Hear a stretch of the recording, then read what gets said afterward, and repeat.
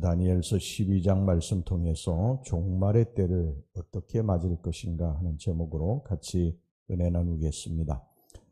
주전 175년에서 163년까지 활약했던 이 셀류커스 왕조의 안티오코스 4세, 보통 이제 에피파네스라고 불리는데요. 이 에피파네스는 유대인들을 극심하게 핍박했던 왕입니다.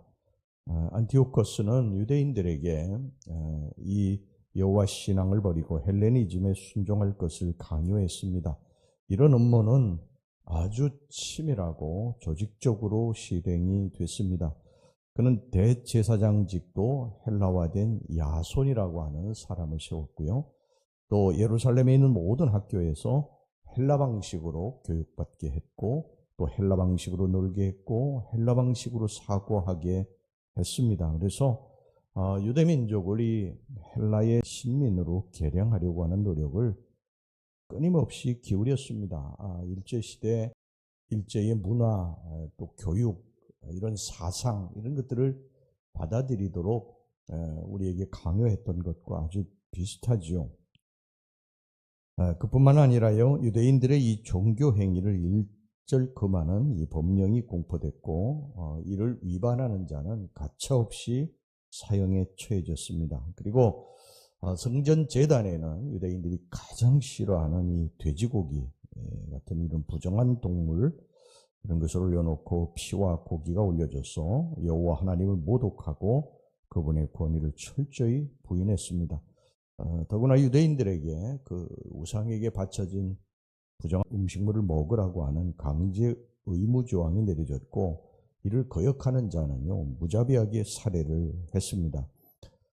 이 구약의 안티오코스 4세, 이 에피파네스는 역사의 종말의 때에 나타날 이 적그리스도를 상징하는 인물입니다. 그에 의해서 저질러진 이 처참한 박해상은 바로 예수 그리스도 재림 직전에 있을 이 대환란기에 활동하게 될 이런 적그리스도에 의한 교회 핍박상을 예시하는 것입니다. 이 다니엘서의 이 마지막 12장이죠. 오늘 12장의 마지막을 장식하고 있는 것은 바로 그런 대환란의 때에 일어날 종말의 사건을 소개하고, 그에 따라서 하나님의 백성이 과연 어떤 태도로 종말의 때를 살아가야 될 것인가, 그리고 종말의 때를 신앙으로 산 자에게 주어지는 하나님의 은혜와 축복이 무엇인가 하는 문제들을 다루고 있습니다. 첫 번째, 이 마지막 때에는 환란이 임할 것이나, 그러나 의인들, 우리 택한 백성들은 최후 승리를 얻게 될 것이라는 것입니다. 이 종말의 때에는요 엄청난 환란이 일어나게 될 것이라고 성경은 곳곳에서 예언하고 있는데, 계시록 13장에서 18장까지도 마지막 때에 정말 상상할 수도 없는 큰 환란이 있을 것이라고 말씀을 하고 있습니다. 이 종말의 때란 다니엘이 앞서 예언한 바 있는 72일의 가운데 마지막 한 일에, 다니엘서 9장 27절에 이 말씀이 나오는데, 그 중에서도 그리스도 예수의 재림 바로 직전에 적그리스도가 나타나서 활동하게 되는 이 후 3년 반의 그 극심한 그러한 환란의 상황을 말합니다.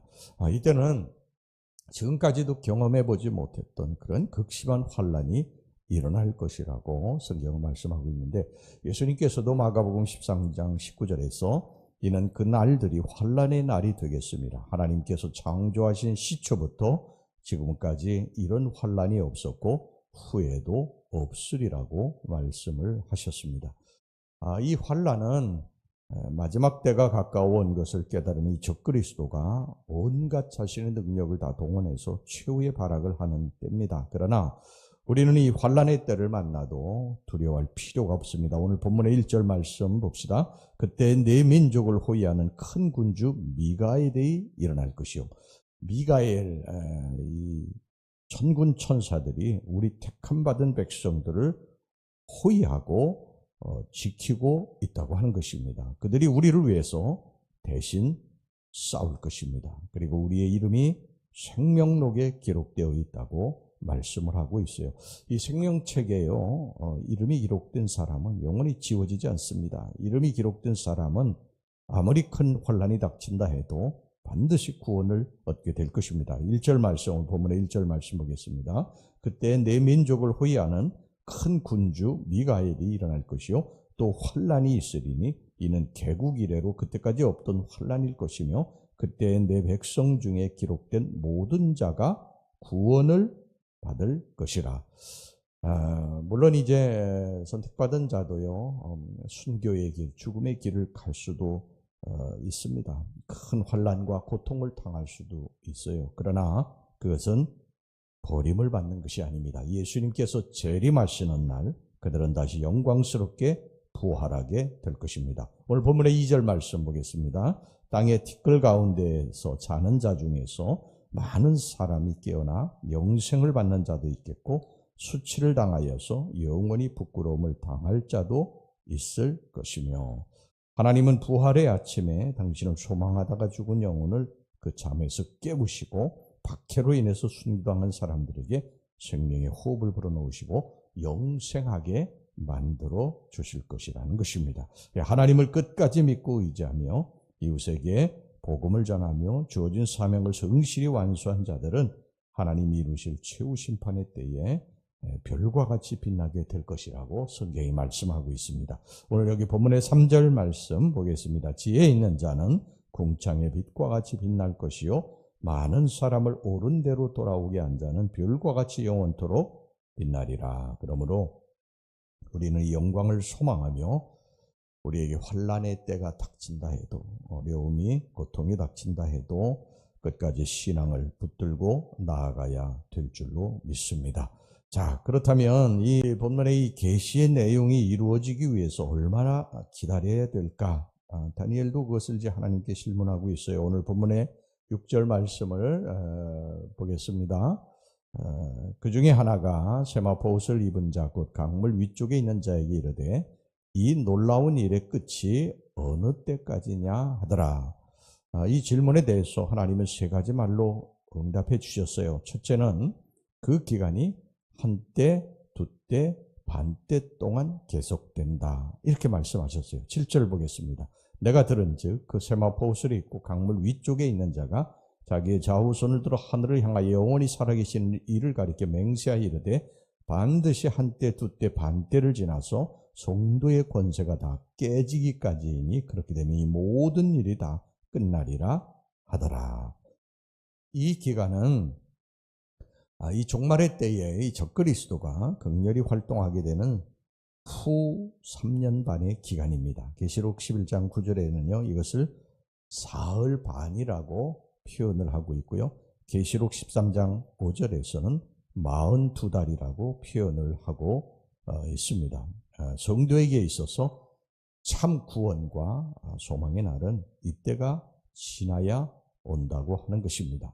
자, 그 다음에 두 번째 11절 보겠습니다. 매일 드리는 제사를 폐하며 멸망하게 할 가증한 것을 세울 때부터 1290일을 지낼 것이요.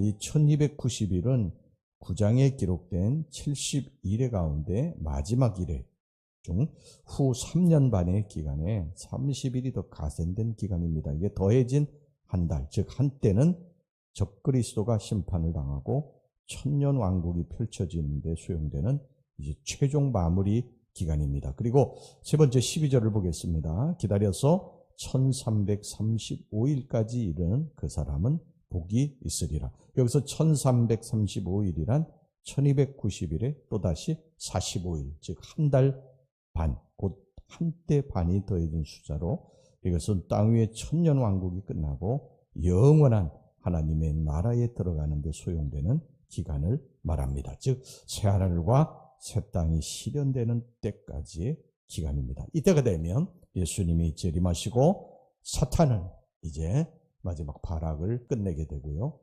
무적행에 완전히 결박돼서 영원히 갇히게 될 것이고 우리 믿는 성도들은 온전한 몸과 영으로 부활해서 하나님이 계신 천국에서 영생함을 살게 될 것입니다.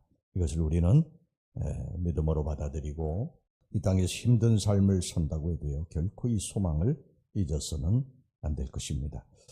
오늘 이 다니엘서 마지막 장에 나타난 이 모든 기간은 사실 이제 상징적인 기간입니다. 그렇기 때문에 언제가 될 것인지 종말의 때는 오직 아버지만이 아십니다. 그러니까 우리가 어떻게 해야 되냐면 이걸 믿음으로 받아들이고요. 그때를 기다려야 됩니다. 그때는 분명 올 것이라고 예수님이 말씀하셨기 때문입니다. 우리는 그때가 언제가 될지는 모르지만 그때를 믿고 소망 중에 기다리며 우리에게 맡겨진 사명을 끝까지 완수하다가 주님을 맞이해야 될 줄로 믿습니다.